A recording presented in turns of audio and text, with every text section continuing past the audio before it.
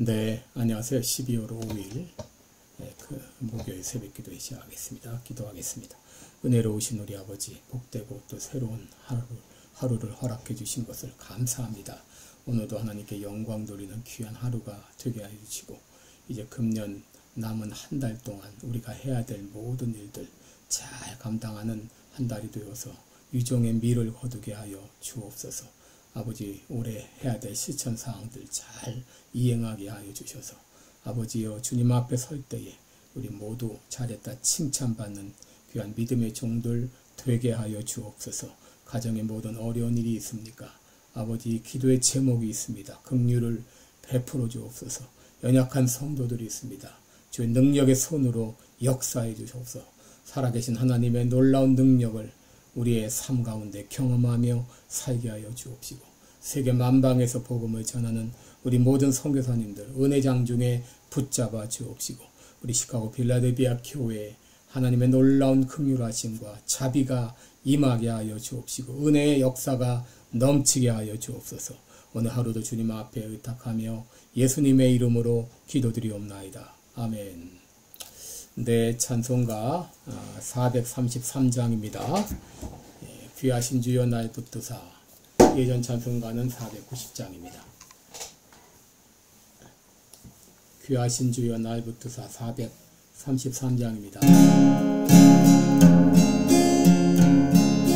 귀하신 주여 날 붙드사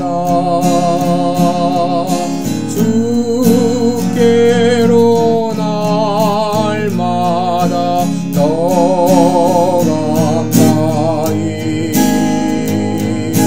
저 하늘나라 나 올라가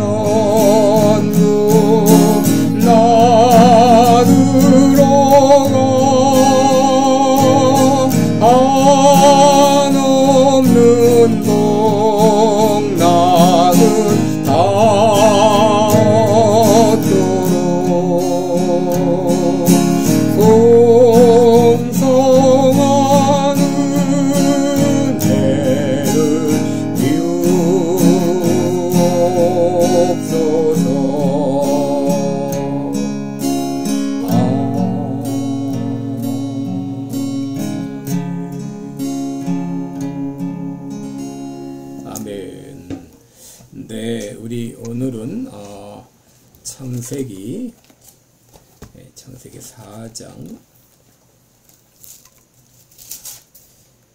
16절부터 24절까지 보겠습니다. 창세기 4장 16절부터 24절까지 제가 봉독해 드리겠습니다. 가인이 여호와 앞을 떠나 나가 에덴 동편 롯 땅에 거하였더니 아내와 동침하니 그가 잉태하여 에녹을 낳은지라. 가인이 성을 쌓고 그 아들의 이름으로 성을 이름하여 에녹이라 하였더라. 에녹이 이랏을 낳았고 이랏이 무후야엘을 낳았고 무후야엘은 무드사일을 낳았고 무드사일은 라멕을 낳았더라.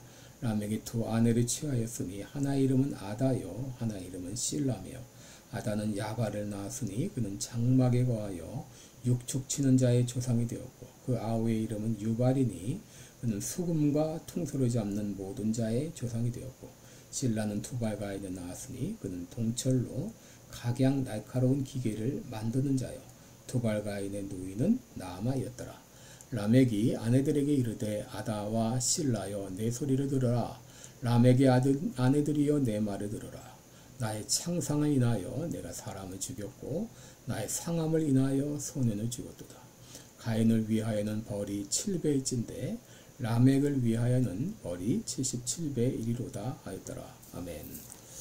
네, 여러분, 오늘은 인생의 행복과 불행 이런 제목으로 함께 말씀을 나누겠습니다.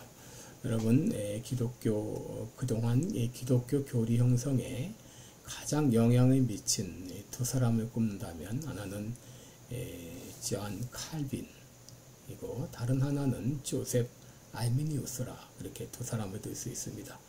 칼빈이 가르친 교리를 가리켜 칼빈주의라 그렇게 말을 하고 이는 하나님의 주권과 예정설로 요약될 수 있습니다. 그리고 알미니우스가 가르친 교리를 알미니안주의라고 말하는데 이것은 인간의 의지로 이렇게 요약될 수 있습니다. 여러분, 이 둘은 예수 그리스도를 믿음으로 구원받는다 이 면에서는 공통점이 있지만 어떻게 예수를 믿게 되었느냐 이 점에서 큰 차이가 있습니다.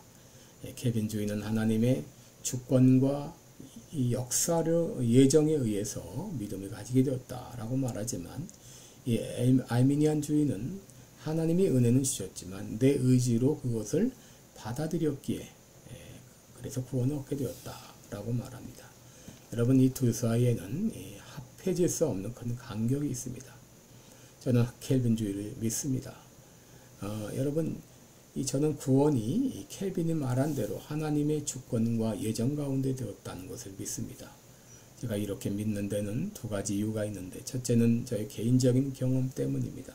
제가 하나님의 자녀가 된 것은 예수 믿게 된 것은 아무리 돌아봐도 이것은 내 의지가 아니라 전적으로 하나님의 은혜였다는 것을 고백할 수밖에 없다는 것이고 둘째는 성경의 증거 때문입니다. 여러분, 성경에 읽다 보면은 성경 안에 이 분명한 이 두 라인이 있는 것을 보게 됩니다. 하나는 믿음의 라인이요, 하나는 불신의 라인입니다. 하나는 하나님이 선택했다라고 말하고 다른 하나는 하나님이 버리셨다 이렇게 말합니다. 여러분, 이렇게 볼 때 우리는 구원의 문제에 있어서 하나님의 주권적인 섭리를 인정하지 않을 수 없는 것이죠. 오늘 본문은 가인과 그 후손에 대한 이야기입니다. 오늘 본문을 통해서 우리들은 인생의 행복과 이 불행이 어디서부터 비롯되었는지 우리가 알게 됩니다. 아담의 원죄를 타고난 인간들은 이제 자기 마음대로 살기 시작했습니다. 마치 브레이크가 고장난 이 차와 같이 또 고삐 풀린 망아지와 같이 이제 자기 하고 싶은 대로 자기 소견에 옳은 대로 그렇게 살게 되었습니다. 여러분, 첫째 인생의 불행은 어디서부터 비롯되었는가? 바로 하나님을 떠나는 데서부터 비롯되었습니다. 반면에 인생의 행복은 하나님께 가까이 가는 것입니다. 16절에 보시면 가인이 여호와 앞을 떠나라고 말하죠. 여호와 앞을 떠나. 성경에 나타난 이 죄는 두 가지 의미로 말할 수 있어요. 첫째는 근본적인 의미의 죄, 그리고 그로 말미암은 죄의 현상, 이렇게 두 가지로 말할 수 있습니다. 여러분, 사람이 하나님 앞을 떠나는 것은 근본적인 죄입니다. 하나님을 하나님으로 인정하지 않는 것은 근본적인 죄입니다. 여러분, 죄 중에 가장 큰 죄는 바로 하나님을 하나님으로 인정하지 않는 것입니다. 모든 죄가 여기서부터 비롯되었습니다. 하나님 앞을 떠나는 것이 불행의 시작입니다. 누가복음 15장에 보면 잃어버린 아들의 비유가 나오죠. 한 아들이 아버지에게 자기에게 돌아올 몫의 유산을 나에게 주소서.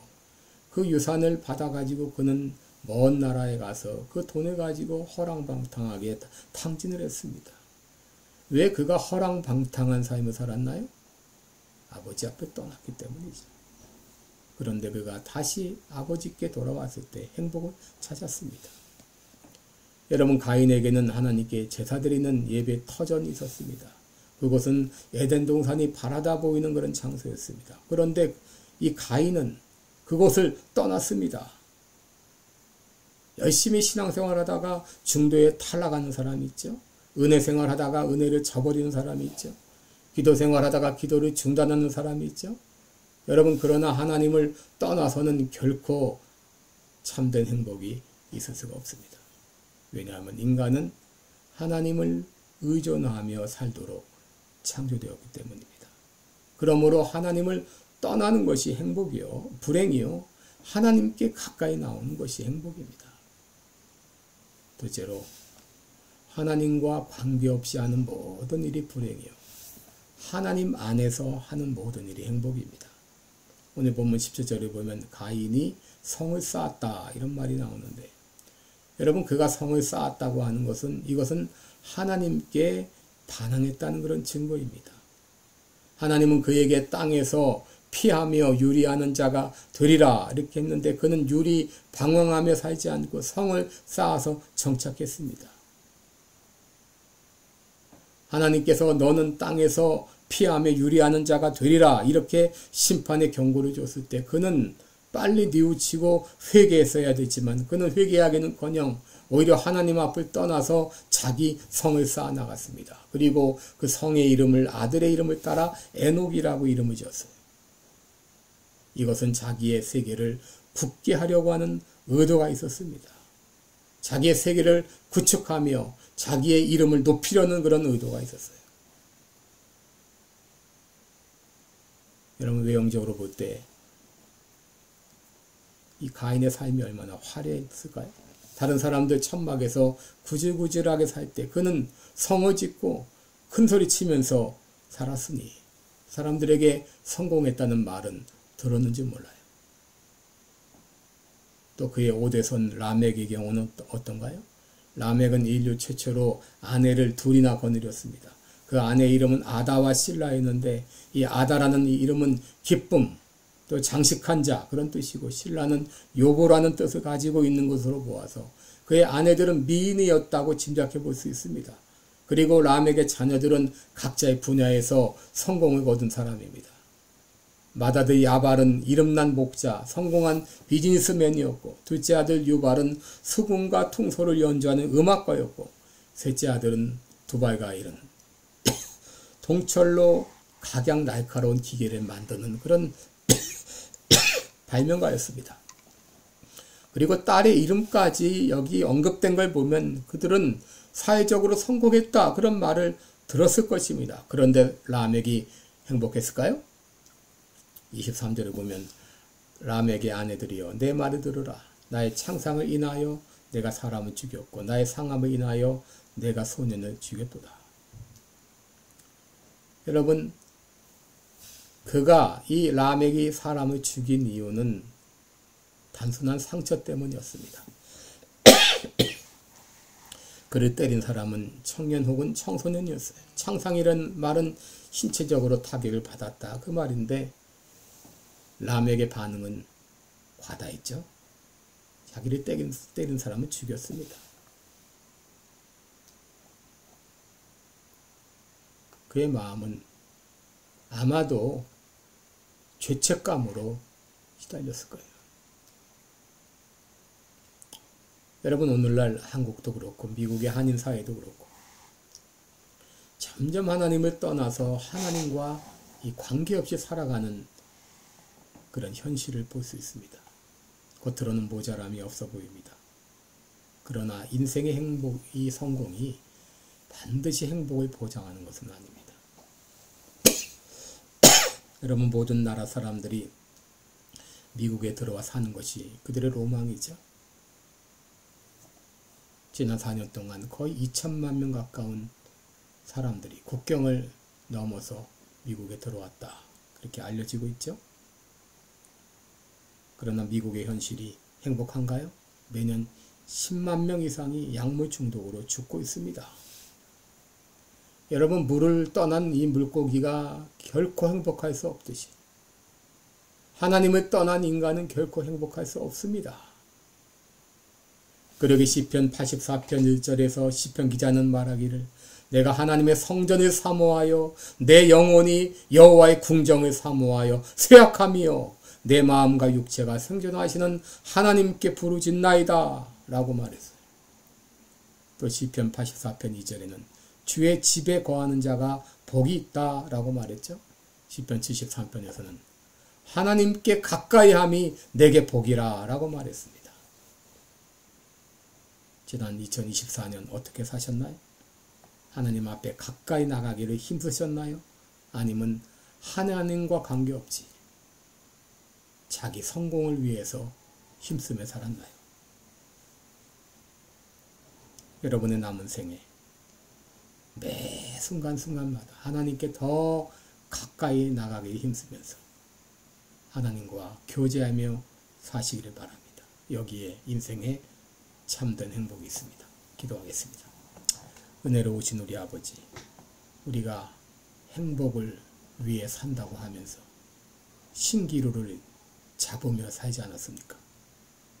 하나님을 떠나 인간적으로 무엇을 추구하며 살진 않았습니까? 하나님을 가까이 함이 내게 복이라 라고 말했습니다. 주의 집에 거하는 자가 복이 있다고 했습니다. 이제 남은 생에 하나님을 떠나지 않고 매 순간 하나님께 점점 더 가까이 나가는 하나님과 동행하는 우리의 남은 생애가 되게 해 주옵소서. 예수님의 이름으로 기도드리옵나이다. 아멘.